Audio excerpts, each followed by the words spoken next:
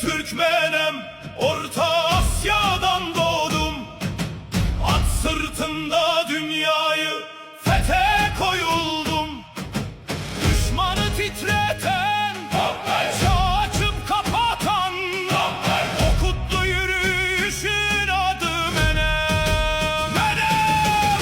Türkiye'den Azerbaycan'a, Türkmenistan'dan Kazakistan'a, Özbek diyarından Kırgız dağına, her karış toprakta izim var benim. İran'da kök Menem, Irak'ta tarih yazan Menem, Suriye'de direnen Türk Menem, Afganistan'da yanan ateş Menem, Ürdün'de izim var, Filistin'de sesim, Kırım'da diriliş, ecdadın nefesi.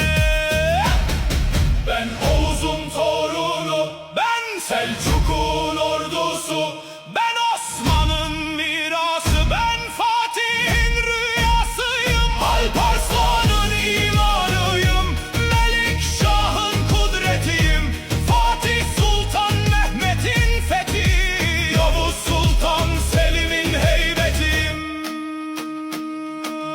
Kanuni'nin adaleti, Timur'un kudretiyim, ataların gölgesinde dimdik duran Türkmenem. Meçhul asker benim, adı bilinmeyen ama tarihi yazan, toprağa düşse de bayrağı düşürmeyen, davasına sadık kalan asker Menem. Ne isim isterim ne şan, ben milletim için varım her zaman.